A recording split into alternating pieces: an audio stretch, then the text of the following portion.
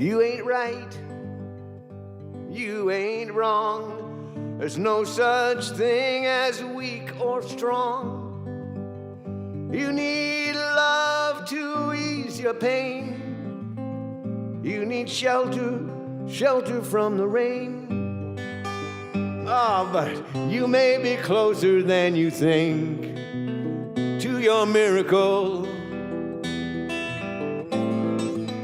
It could be one day away, only one day away. It might be one day away. It makes a difference. Only one day away. It could be one day away. Just one day away can make a difference. 'Cause you may be closer than you think to your miracle.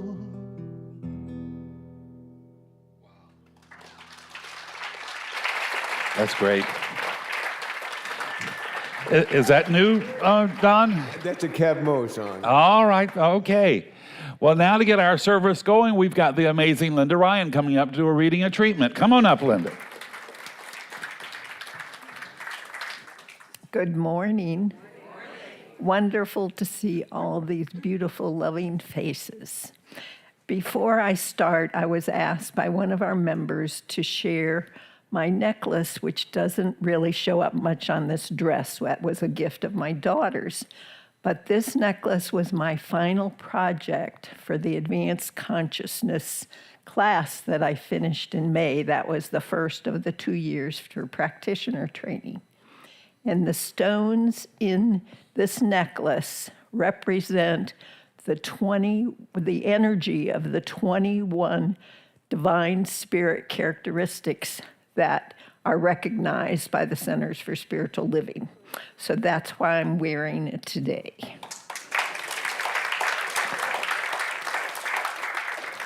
Thank you. My message today comes from Spirit, says it's time to do this once again. It's I forgive and am forgiven. And it's from the creative ideas written by our founder, Ernest Holmes.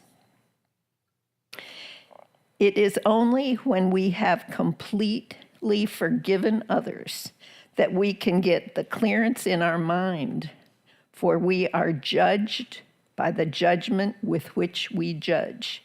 If we criticize, condemn, and censure, these are the attitudes that occupy our thinking, and they will not only reflect themselves outwardly, they will reflect themselves inwardly.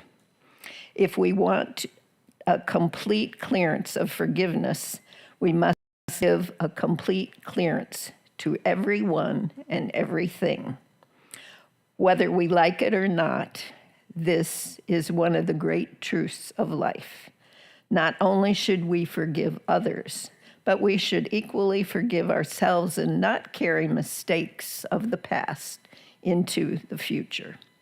Today, I affirm that I forgive everyone and am forgiven by everyone. I affirm that the internal spirit harbors no malice toward me or anyone else. Forgiving and being forgiven, I have an inward sense of peace and tranquility. There is no anxiety, no sense of guilt, no fear of judgment. All the mistakes of the past are now wiped out of my consciousness, and I am freed of all oppression. I look forward to the future with joy, in peace, and gladness, and live in the presence with an inner assurance of being one with life. And so now, if you would like to just get very comfortable, it's better if your feet are flat on the floor. If you wish to close your eyes, you may do so.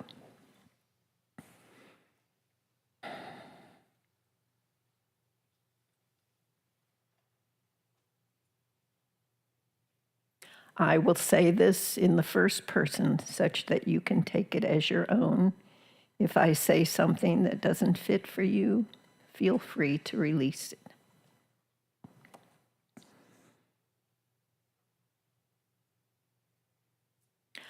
I know that there is one divine presence. That presence is spirit. That presence is peace, oneness, and light. I am the individualized expression of that peace, oneness, and light. As I know, peace. Peace is spiritual peace, available to all and everywhere.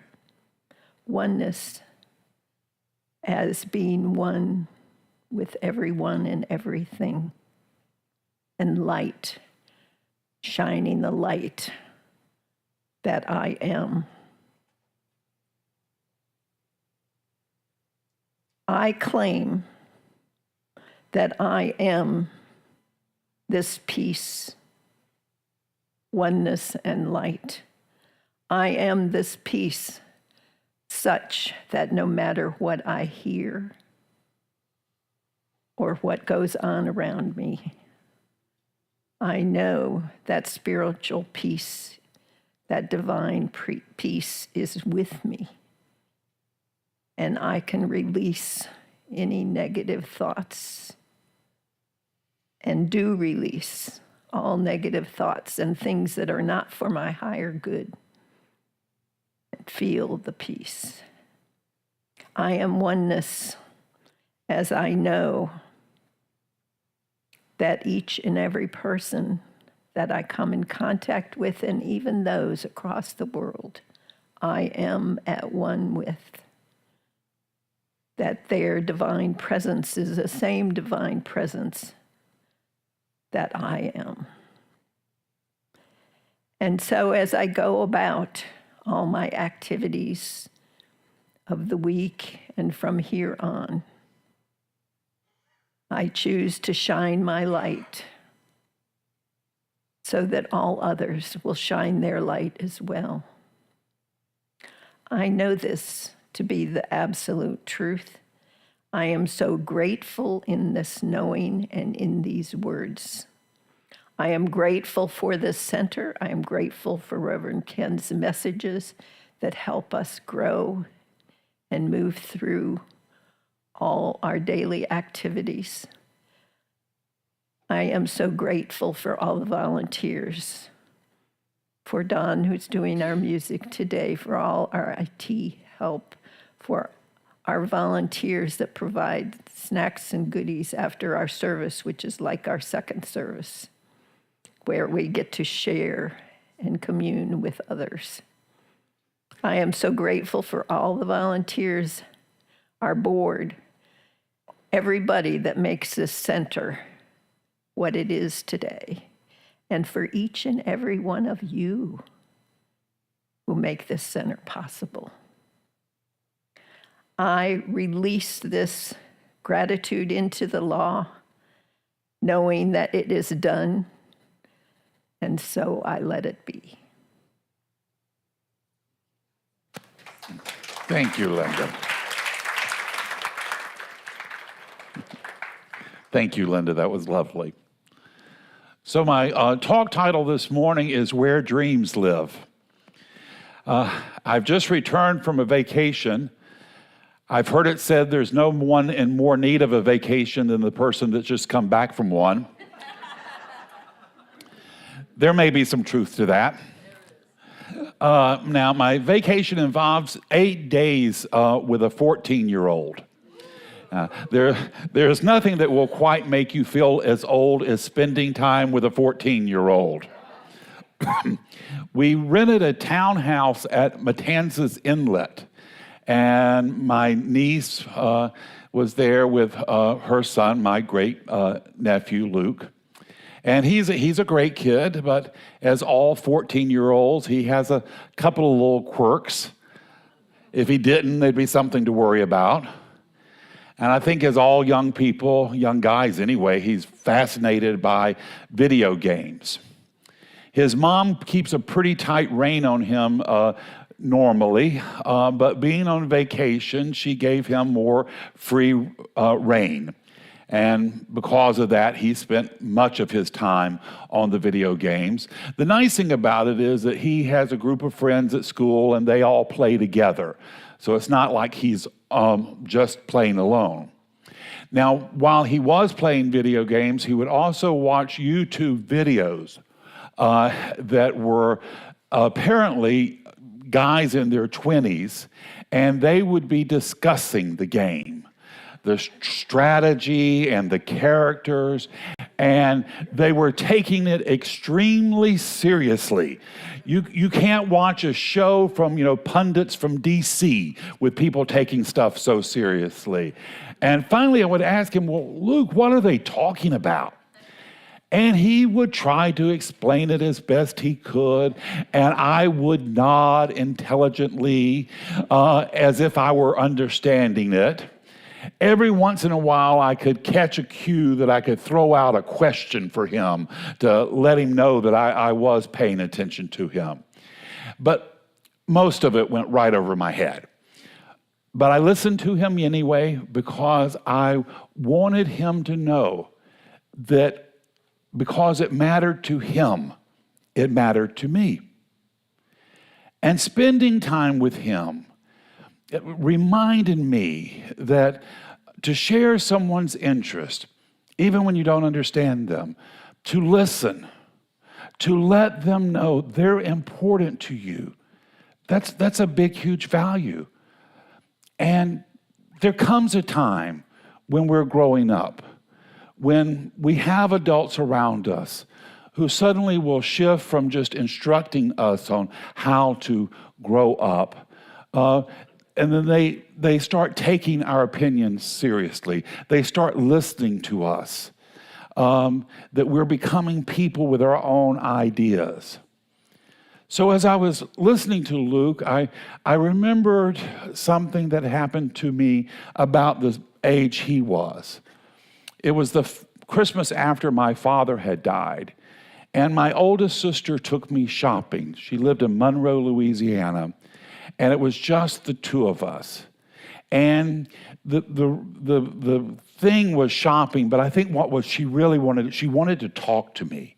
She wanted to hear how I was doing, and she listened to me. That conversation has been over 50 years ago. And she has made her transition, but I'm sure she would have had little idea about what we talked about. I don't even remember what we talked about, but I remembered that she listened. I remember the feeling of being taken seriously. And for those few hours, an adult was listening to my thoughts as if they mattered. The words have long disappeared, but the feeling remains. And perhaps that's the true part of most of our conversations in lives.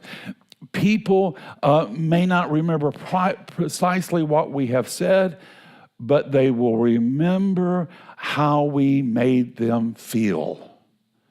Did we listen? Did we judge, or did we accept them? And no matter, did we interact with them not as a problem to be solved, but as a person worth knowing? This vacation also became significant because I realized that my role in the family has changed. For most of my life, I was the fun uncle. I was good at it. I told stories, I made jokes, I broke the rules. I remember at Christmas time, I would come home after being out late with my friends, and I would stop at the Crystal on Vineville Avenue and pick up bags of cheesy crystals. There is Christmas magic in cheesy crystals, let me tell you. And I would bring them home to the family and my nieces, and they would get up from sleeping to come and share a couple of burgers. And they thought that was the best thing ever. They loved that. I was good at being that kind of uncle. But on this trip, I sensed something different had happened. I think it was when I was with Luke out in the ocean jumping waves. I have jumped waves all my life. I remember even being as a kid, my dad teaching me how to jump waves in the ocean. But this year, I kind of realized there was a new possibility that I was considering, and that was I did not want to be face planted in the bottom of the ocean. You know, when a big wave came along, suddenly that was something I had to think about. And so that was taking up more of my time. I realized something had changed. And at first that kind of made me feel old. But then I thought, well, wait a minute. Maybe it's not just growing older. Maybe it's growing into something. Maybe I'm growing into an elder. You see, growing older just happens to us. If we're fortunate, one year follows another. The hair color changes or disappears. We find that getting up off the floor is a much more careful decision. Takes a lot of preparation, yeah. Even getting things up off the floor takes a lot of consideration. Spend a lot of times trying to convince my dogs to manage most of the stuff that falls on the floor. But becoming an elder, that's a spiritual choice. An elder knows that not every conversation has to be about them. And they also know they don't have to have all the answer. It's also about realizing that decisions young people make may not sound right to us, but they may be exactly right to them. When I was out at the grocery store with my niece, I could hear my mom's voice in my head just shouting away. Now that's really expensive. Do we need to get that? Can't we do without it? And it was a challenge to keep from speaking that, because I wanted to give her faith. She's making the right decisions. She knows her budget. She knows what to spend. An elder says through the quality of their attention, your life matters. You're smart enough. The person you are becoming matters. When we were there at the house, we played games, we interacted with one another, and it was so important to get to know one another, to get that sense of who we are and who we're becoming. It's a spiritual choice to become, to let go of some of that fear and some of that anxiety. And some of the best things that happened during our time on the beach was when we were just enjoying the quality of the beach itself. There was one day that I was out floating in the ocean. It was one of my favorite pastimes. There's something really magical about being out there and supported by the ocean. It changes your relationship with the world. And for a while, you don't have to hold everything up. You can allow the water to support you. Life becomes a little bit quieter. The land recedes, the sky expands. And while I was floating there, I remember a poem that I wrote when I was about Luke's age. It was something that I have long forgotten about, but it suddenly returned to me. Take my heart where dreams live, to a place where hope never dies. In my soul, I know it's true. Hopes and dreams dwell in God's eye. Now, I say I wrote that, but that's not entirely true. Those words came to me one morning. They came to me fully formed, almost as if they had been waiting for me somewhere all along, just waiting for me to get to the place to understand and appreciate them. And I remember when they did come to me that it was something very profound. I shared it with many people around me. I actually thought it was something that I had read in a poem or a book or a song. So I asked people, have you ever heard this? And no one ever did. And now, over 50 years later, those words returned to me. Take my heart where dreams live, to a place where hope never dies. When those words came to me, I was not living in a place where hopes and dreams seemed possible. I was 13 years old. My dad had died the summer before. My mom was to leave me largely on my own as she went out honky-tonking, as she called it. And she would stay out till 2 a.m, 3 nights a week. And that continued on until I went off to university, or until she got banned from the DAV. But that's a story for another time.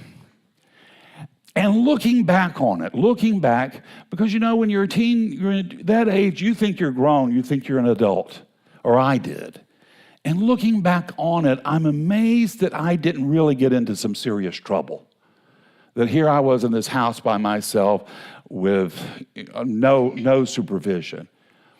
And I think I understood that my life was in my own hands and that I couldn't afford to mess up because there wasn't anyone around that was going to save me.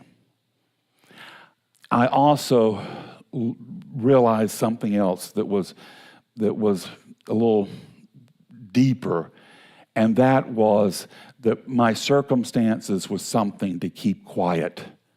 It wasn't something to share.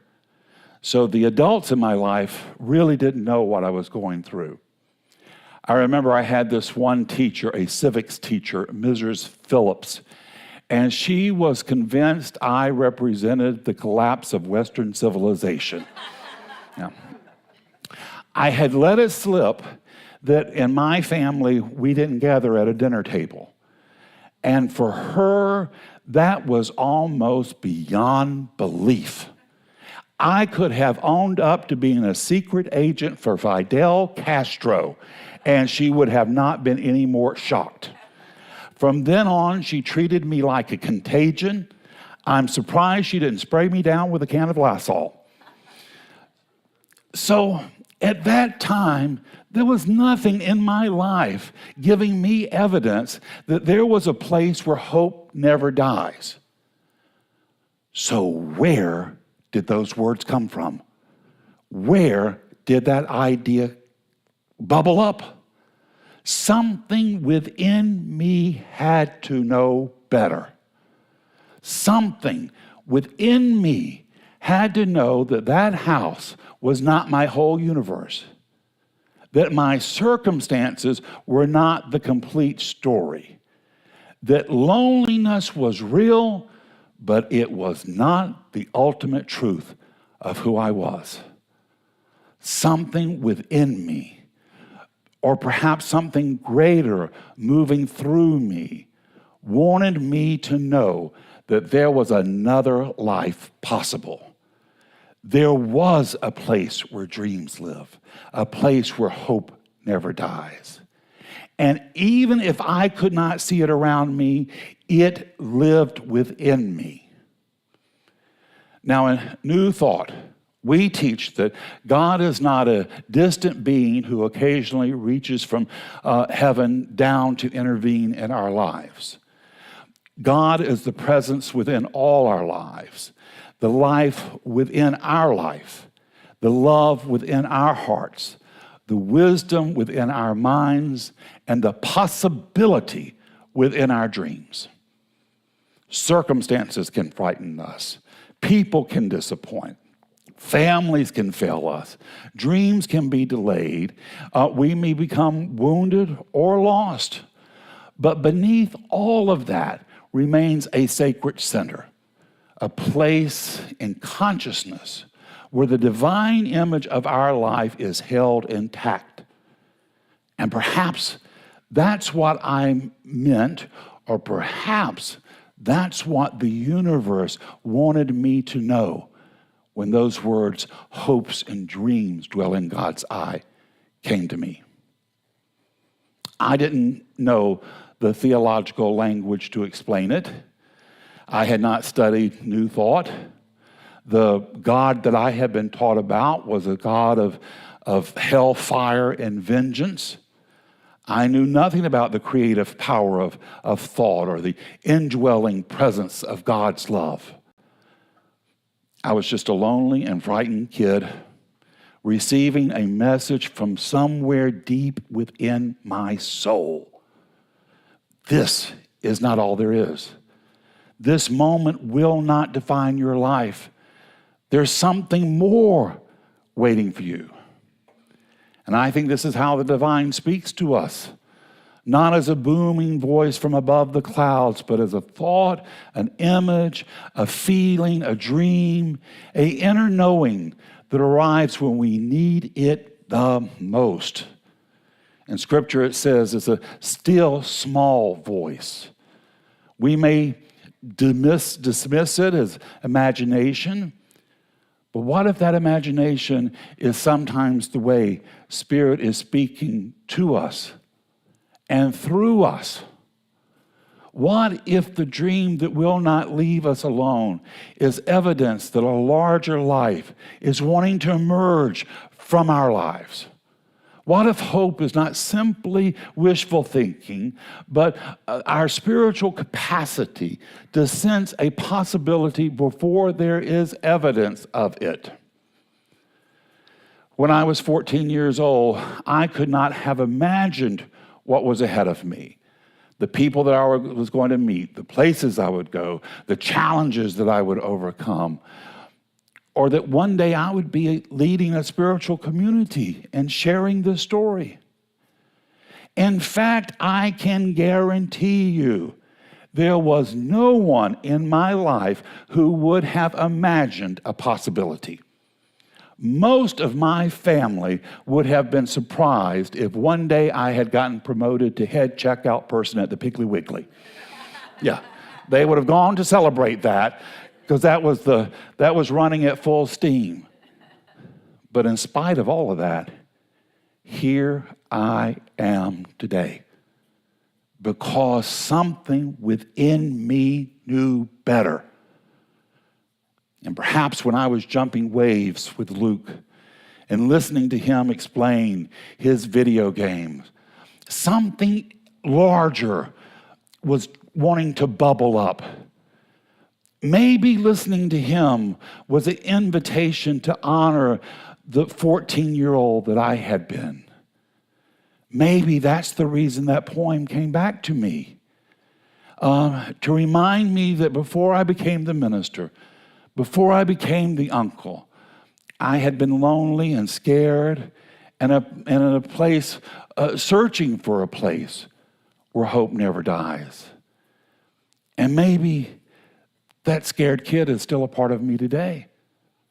You know, the children we were once, they never entirely disappear. The younger self remains within us, carrying fears and forgotten wonder and dreams and hopes and visions. Sometimes that child that we once were needs the adult we have become to turn towards them and say, I hear you, I value you and I'll protect you. We often speak about responsibilities to the younger generation.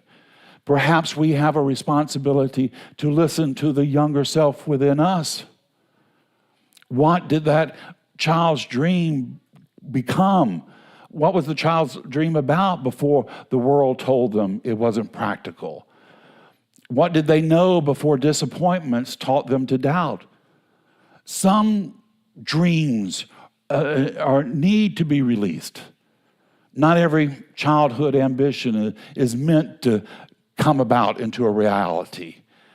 I doubt that I am ever going to be able to develop the skills to become a backup singer for Elton John at this point. But beneath those dreams, there's a deeper longing. The child that wanted to be the singer may long to express something beautiful. The one who wanted to be an actor may long to be seen.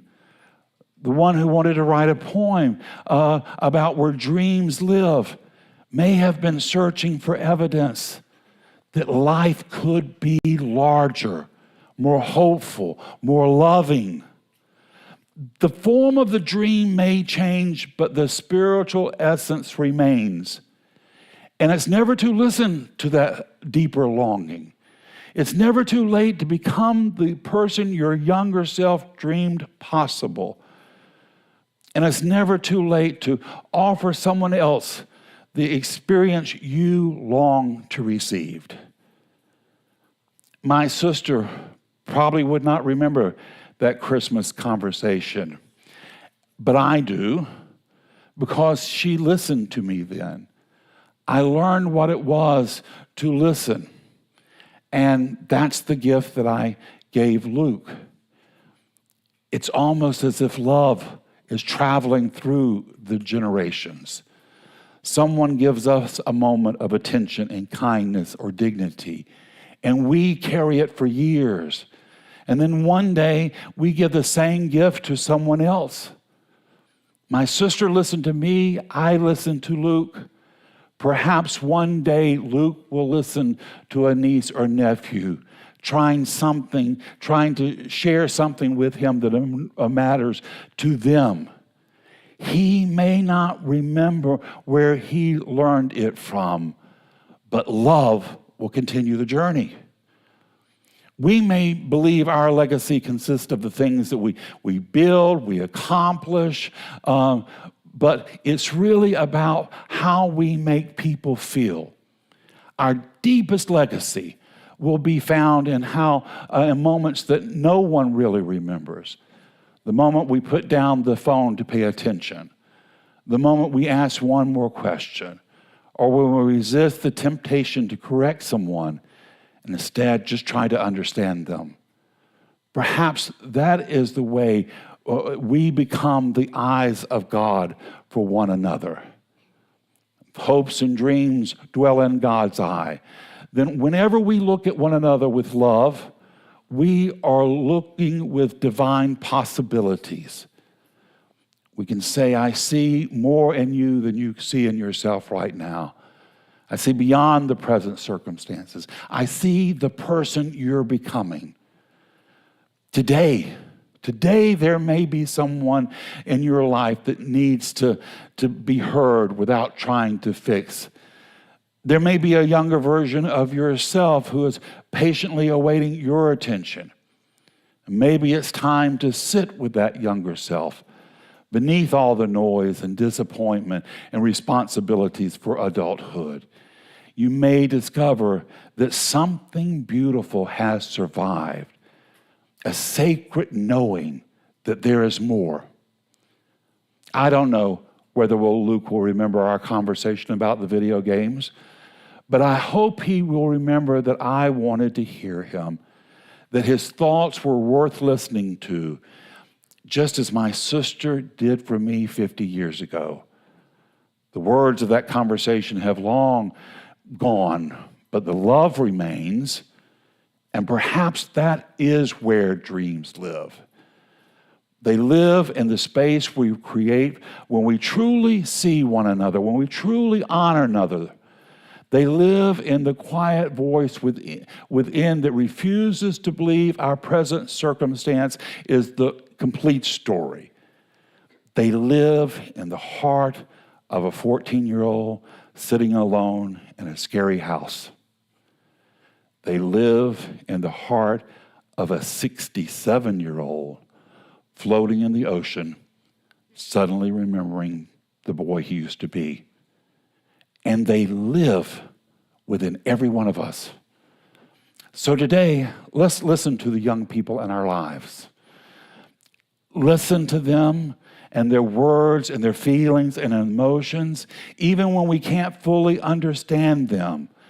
Let us listen to that forgotten places within ourselves, because beneath all the noise, beneath the disappointment, beneath everything that life has told us is impossible, there remains a sacred space where dreams live. There remains a sacred space where hope dwells. And that sacred space has come through your heart and soul, and nothing in life can ever diminish it. It's what you've come to be, and Spirit is calling you on. It is not disappointed in you for one single moment, and the very best. Had a hard, adolescent boys are not as bad as adolescent girls, pardon my bias, but there's problems there. And he made it through about one of the great epiphanies he had at a period of time, rather intense evening. He said, I'm enough, which was huge. And I responded, probably for the first time, which was one of the reasons the difficulties existed. And I said, you are enough. You are enough.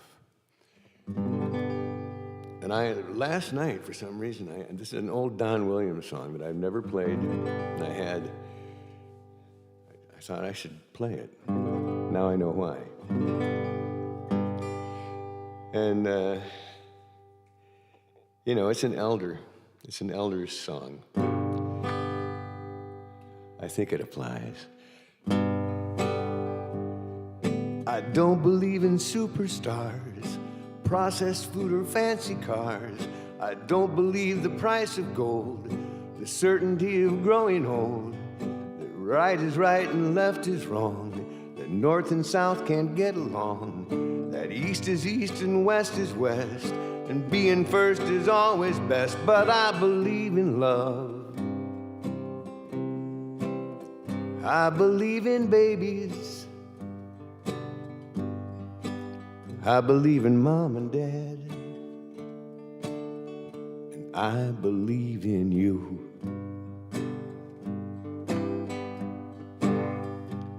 Well, I don't believe that heaven waits for only those who congregate. I like to think of God as love. He's down below, he's up above, he's watching people everywhere. He knows who doesn't care. And I'm an ordinary man. Sometimes I wonder who I am, but I believe in love. I believe in music, and I believe in magic, and I believe in you.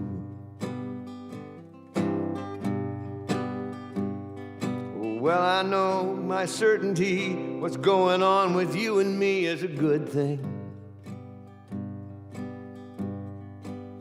It's true. I believe in you. Well, I don't believe that certainty is as common as it used to be. In working days and sleeping nights, that black is black and white is white, that Superman and Robin Hood are still alive in Hollywood, that gasoline's in short supply, the rising cost of getting by, but I believe in love. I believe in old folks. I believe in children. And I believe in you. Oh, in love. I believe in babies. I believe in mom and dad. And I believe in you.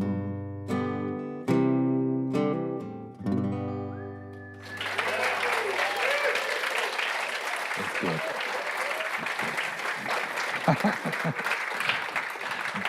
Don, I think we need to take this on the road. All right, guys, so now comes the time we get to support this community, and we support this place because it's doing a lot of great good in the world.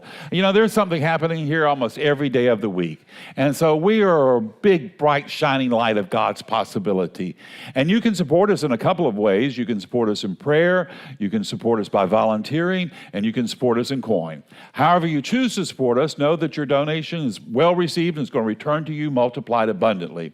So if you will take your intentions and place it over your heart and read with me this affirmation of prosperity. I live in a universe of abundance as I freely and joyfully give. I join in the divine flow, and all I share with life returns to me multiplied abundantly. And the ushers a step forward. Donna, now you got something great for us.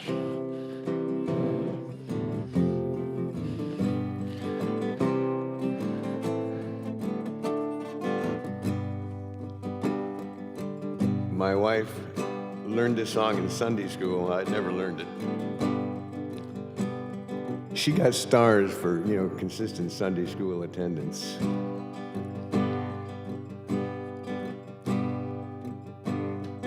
Let there be peace on earth, and let it begin with me.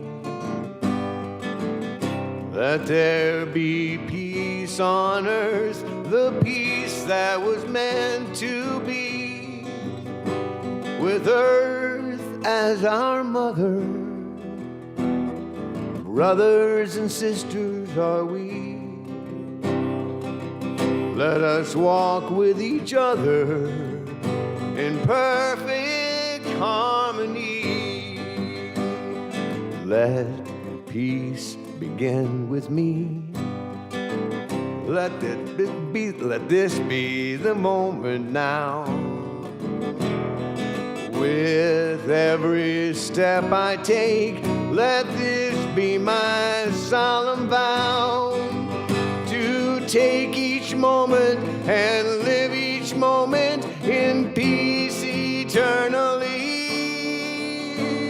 Let there be peace on earth, and let it begin with me.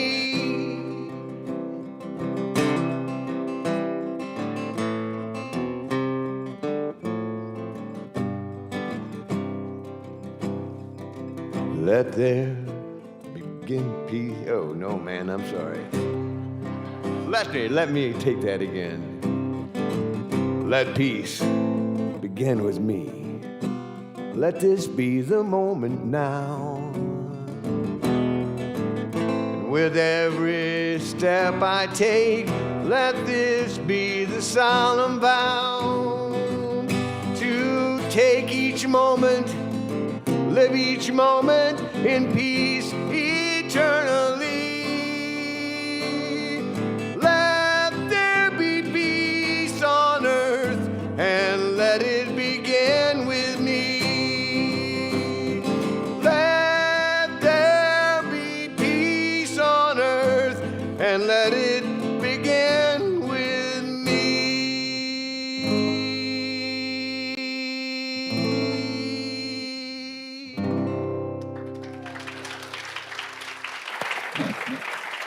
Thank you, Don. That was great. Thank you, Diane. And thank you for all your support.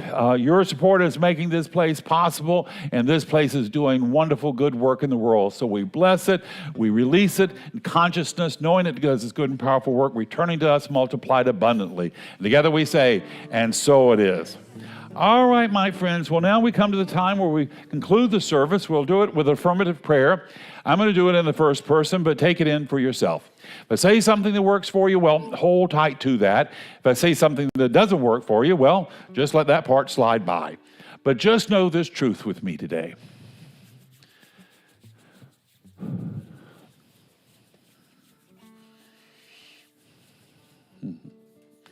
There is but one mind and one God and one power. And that power is perfect love. It's divine intelligence. That power called me by name from stardust so I could walk the soil of St. Augustine.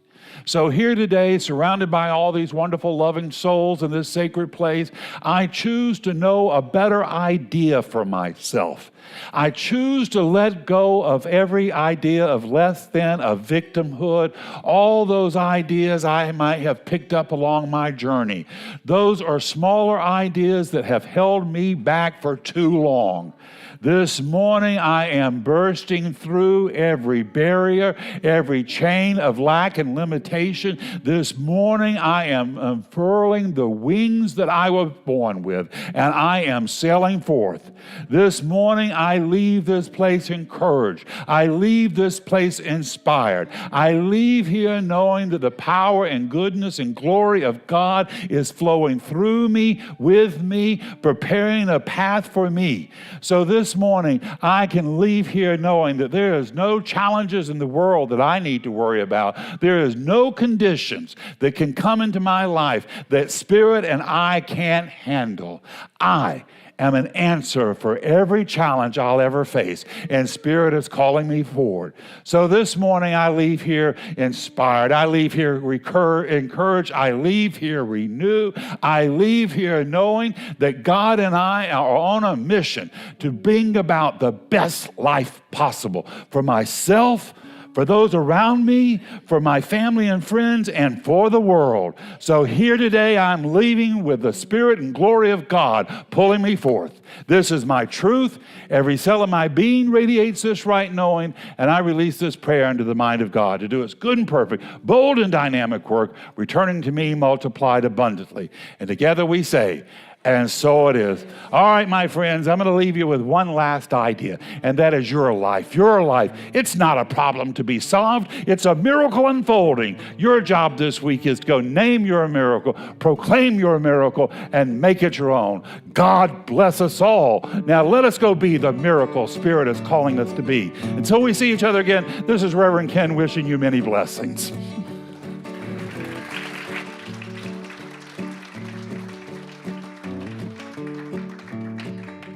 I'm going to send this one out to our younger guests over there. This little light of mine, I'm going to let it shine. This little light of mine, I'm going to let it shine. This little light of mine, I'm going to let it shine. Let it shine, let it shine, let it shine. This little light of mine, I'm gonna let it shine for my family and my friends. Hey, I'm gonna let it shine for all the people that I love. I'm gonna let it shine, let it shine, let it shine, let it shine. For everyone here in this room, I'm gonna let it shine. Oh, everybody, everywhere, I'm gonna let it shine. All of my days and all my nights, believe me, I'm gonna let it shine. Let it shine, let it shine, let it shine. And we all go, this little light of mine, I'm gonna let it shine. Oh, this little light of mine, I'm gonna let it shine. Take back up, Ken. This little light